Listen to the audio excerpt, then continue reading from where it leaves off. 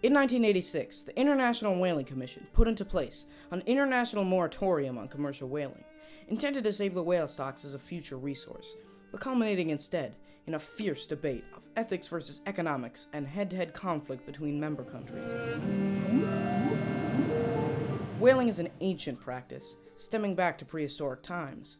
The first whalers weren't really whalers at all. In fact, the only whales they ever caught were beached or run ashore.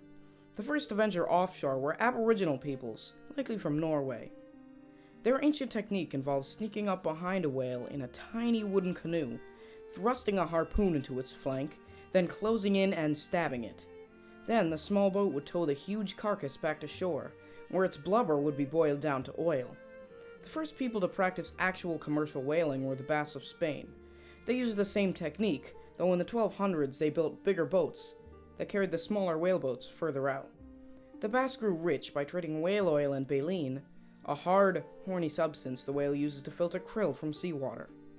The products included stuff made from baleen, whether it was corset stays, whether it was umbrella frames, hoop skirt frames, leaf springs for carriages, eyeglass frames, brushes, brooms, all of that. Whale blubber was mostly turned into oil for heating and for light. Whalers in the 1850s set out in large sail-powered whale ships. For years, America, specifically Nantucket, was the world leader in whaling. As more people settled in America, the whaling industry grew, reaching its pinnacle in the 1850s. However, the price of whale oil rapidly declined following the discovery of petroleum in 1859. For a time, the only thing keeping the whaling industry afloat was the sale of baleen. However, thanks to Elizabeth Stewart Phillips and the dress reform movement of the 1850s, fewer women wore corsets, and the cheaper, more versatile plastic replaced baleen. By 1924, commercial whaling had faded into obscurity. But between 1939 and 1945, due mostly to World War II, a worldwide protein shortage revitalized the industry, and the number of whales taken per year skyrocketed to 30,000. Whale blubber was advertised as a cheap alternative for margarine, and whale meat was called a delicious cross of ocean-caught fish and farm-fresh beef. This explosion was a warning to world powers that a new method of monitoring was necessary. The first attempt at regulating commercial whaling came before World War II. The League of Nations attempted to prevent overfishing in 1931 with the Geneva Convention for the Regulation of Whaling, prohibiting the hunting of both nursing mothers and juveniles. Though 26 countries joined, the convention applied little punishment for violations, and ultimately proved ineffective. The replacement, the 1937 London Convention, though slightly more effective, also failed. Finally, in 1946, the International Convention for the Regulation of Whaling created the International Whaling Commission as a regulatory body charged with conserving whale populations and developing the whaling industry. The IWC provided a forum for international debate and diplomatic agreements. It was signed and ratified by 15 countries. The IWC's main purpose was to track whale stocks to prevent their extinction. In 1947, stocks were in crisis from the post-World War II resurgence of whaling, and the IWC was in chaos. Member countries met 11 times between 1958 and 1962 to negotiate whaling quotas. Finally, in 1986, the IWC reached a decision, initiating a moratorium, effectively halting all commercial whaling. Exemptions were included to allow whaling for scientific research and as a means of subsistence for certain indigenous cultures. They are aware that there are people who disagree that they should be hunting at all, and to that they say you need to come and see, because you will understand how central the whale is to our culture, to our diet, to our health, to our community, and you'll see that we would, give it to anyone and share it with anybody. During the same time period, a general surge of public interest in environmental issues occurred. In 1983, the U.S. Congress passed the International Environmental Protection Act. In 1984, the Atlantic Canada offshore seal hunt was temporarily suspended, and in 1986, the Sea Shepherd Conservation Society, a radical environmentalist group, sank 2 whaling ships in Reykjavik harbor.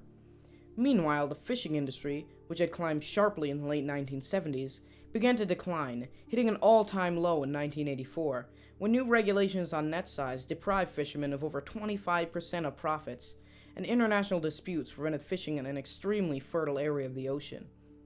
A culmination of concerns for both the environment and the whaling industry led to the 1986 International Moratorium on Commercial Whaling.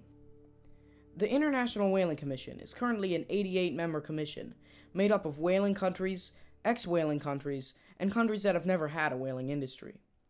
The International is supposedly a regulatory operation, to oversee whaling, and it is the only commission we have.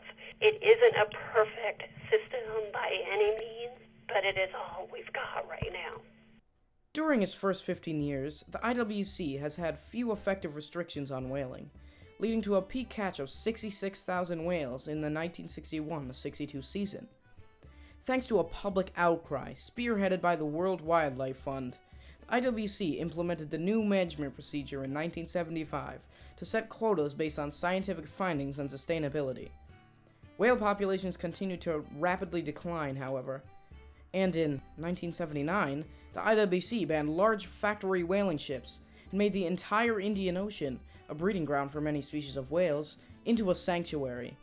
Despite regulations, the USSR, an IWC member, was secretly taking massive numbers of whales and selling the meat to Japan for a huge profit. Scientists began expressing concerns about the future of the entire whale genus. In 1982, the IWC proposed a vote to activate the International Moratorium. Those in favor of the ban won with a majority of 25-7. At first, Japan, Norway, and the USSR lodged official objections, a position giving them exemption from the ban. Japan later withdrew its objection. Iceland did not initially lodge an objection, but later left the IWC, then rejoined with reservations, a position also given exemption. In 1987, a revised management procedure was developed to govern catch limits and sanctuary boundaries, but difference over guidelines prevented its adoption. Today, the IWC is in a state of constant debate between the two factions. The pro-whaling nations of Japan, Norway, and Iceland are charged with exploiting loopholes in the convention to whale under the guise of scientific whaling. While technically allowed under the ban, the whale meat retrieved from these scientific endeavors is sold for profit. On June 21, 2010, in Morocco, the IWC held its most important meeting in decades to vote on a proposal to lift the 24-year ban on commercial whaling in favor of a more enforceable program allowing limited commercial whaling. The repeal, which was originally promoted by the United States and President Obama, was defeated. While the debate on commercial whaling continues, emerging threats to the future of all cetaceans have recently been brought to the attention of the IWC, and the organization is considering whether to add smaller species, such as dolphins, to the list under the moratorium's protection.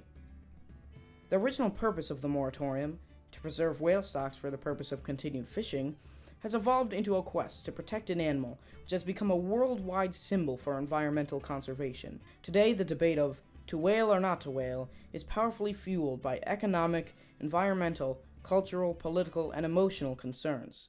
Some countries want to go whaling to make money because they're trying to feed people. They'll say it's part of their culture. Sometimes some folks just don't like to be told what to do, especially if Americans are involved, because we're the bully of the world, some would argue. So we're going to go whaling, and too bad if you don't like it. In particular, Japan and the US are key players. The USA believes that whaling has outgrown its usefulness and is too cruel to continue. Japan, on the other hand, believes that whaling could be a feasible source of major profit, and they feel that, because many more animals are hunted and killed other than whales, there is no good reason not to kill them. Though these are not the only opinions, they are the largest and most widespread. Countries who do not abide by the International Moratorium on Commercial Whaling are denied membership in the European Union. Media coverage of anti-whaling activists, such as the Discovery Channel's Whale Wars, portray whaling nations as enemies of the worldwide environmental movement. The anti-whaling countries of the IWC hold strongly to their opinion of commercial whaling as unnecessary, unethical, and environmentally irresponsible. Despite all of the shortcomings, the IWC's actions have proven beneficial to whale preservation. Since the moratorium was implemented, blue whale populations have grown by almost 50%, and sperm whale populations have grown by 10 to 15,000. Several smaller species have likely been spared from extinction. The ban on whaling has become the most known conservation effort in the world, and more people know the phrase, "save the whales," than what a moratorium is. Although the debate rages on over the future of commercial whaling within the IWC and worldwide, the international moratorium on commercial whaling has had a positive impact, raising the critically endangered whale populations to healthy, flourishing numbers, and fostering human interest in the environment to the level it is today.